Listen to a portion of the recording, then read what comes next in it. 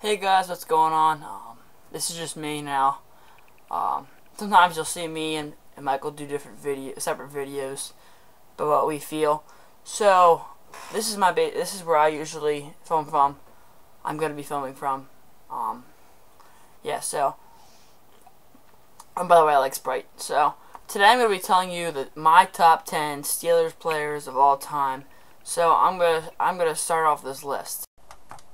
Okay, so I'm going to start off with number 10. And number 10, you may say that this is probably not the best person I could pick for this, but Big Ben Roethlisberger. I mean, who's done as well as he has his first several seasons here at Pittsburgh. I know you may say he's been here. Well, he's been here for 7 years, but, for Ben, that's relatively young. Okay, so my number 9 Steeler, best Steeler of all time, is Jerome Bettis the Bus. So Jerome, he's pretty good. He was a pretty good ball player. I enjoyed watching him, and he's certainly an interesting person. And he did so well with Pittsburgh, and really just a really good running back. Just pounding the pound. He could just pound the rock. And like I said, though, it's kind of hard to pick 10 Steelers off of so many Hall of Famers, so this is pretty hard to put this list together. Number 8, I have Troy Polamalu, probably the best, one of, if not the best, strong safety of all time. Troy Polamalu, he's pretty good, amazing playability. When he plays back there and trying to, it's almost impossible to try to throw something at him and him not cover it or intercept or make a play to knock the ball away. And then number 7, I have a guy that also plays in the backfield, Rod Woodson, who unfortunately never got to win a Super Bowl with Pittsburgh, then went to Baltimore. That kind of made me mad when that whole thing. But Rod Woodson, he's a really good cornerback, so he really makes this list. Him and Troy Polamalu make this more of a defensive back list. And then number 6 I have on my list is Jack Ham.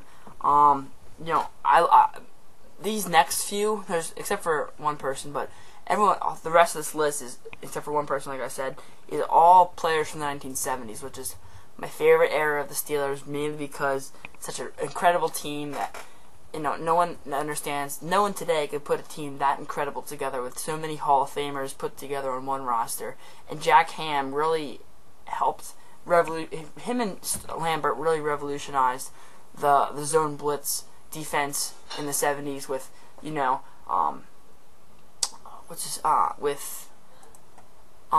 Chuck Noll's defense. It just unbelievable linebacker. He played sometimes he played across, sometimes he plays next to Lambert, so they kind of were like salt and pepper, peanut butter and jelly. They kind of help each other out. And then number 5 on my list, I have Terry Bradshaw. Bradshaw was one of those kind of quarterbacks that had his up and downs in his career. He was there was a few times where they thought that he wasn't going to be the starter, and then he kind of just in the 74 season he just kind of took off with the starting role in that roster, and so he's probably the best Steeler quarterback of all time. I mean, you can argue Len Dawson, but I mean, honestly, playing for 3 seasons with Pittsburgh, that's not enough to be the best quarterback on the team.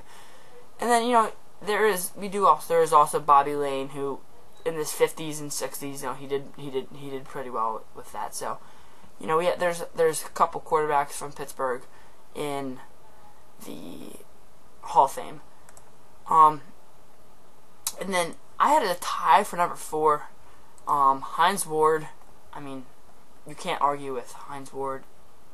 Perhaps the greatest wide receiver to ever play in the modern NFL era. I mean, that's arguably, but he played the game like no one else did. He was always such a clutch receiver. I love watching Hines Ward play when he was at his prime. 2005 to really 2008 prime seasons for Hines Ward. Great wide receiver. And then tied with him was Mel Blount, mainly because these two, they both kind of, like I said, it's kind of hard to fit 10 Steelers on a list of 10 players when there's as many Hall of Famers and incredible players currently as Pittsburgh has. So yeah, Mel Blount, another defensive back. You know, I mean, what can you say? He's just a great player. Number 3, I mean, this is kind of counts as one player, mainly because they went hand in hand with each other.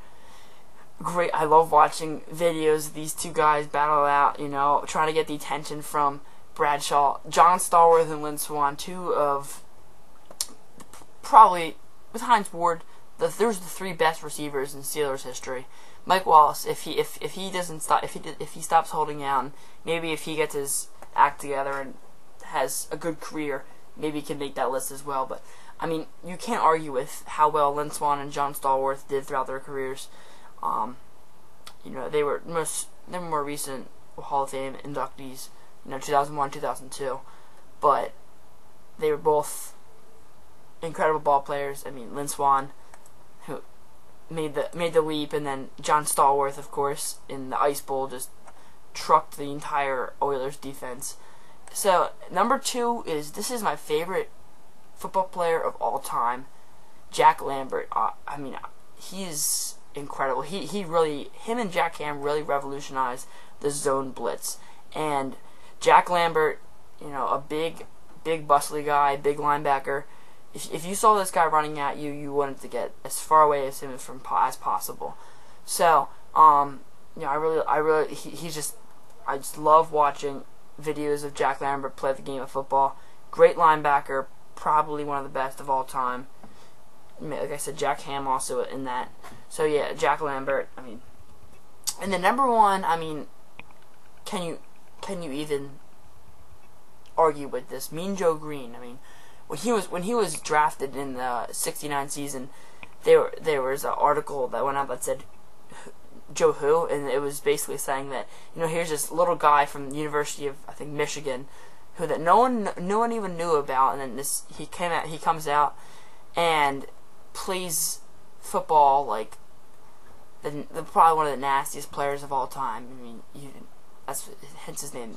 I'm sorry, University of North Texas. But yeah, he's a great ball player. Probably has to be easily the best Steeler of all time. Yeah. So there's my list of the best top 10 Steelers of all time. Really 12, but there was two ties in there. But yeah, I mean, for a team as good as Pittsburgh, all the players they've had, and then I have to include in there Chuck Noll, and then Art Rooney and Dan Rooney and Art Rooney Jr. Just incredible ownership, incredible staff, just such an amazing team, and they have all these guys, and so it's so hard to put a list together. But they're the coaches that I have to include on that, with Bill Cowher as well. I mean, any team that's only had 3 coaches since the AFL and NFL merger has either A, stupid, or B, extremely talented, extremely good, and smart. And that's what Pittsburgh has been. Tomlin, Cowher, and Noll. So 3 amazing coaches throughout those years. So thanks for watching. Yeah, have a nice day, everybody.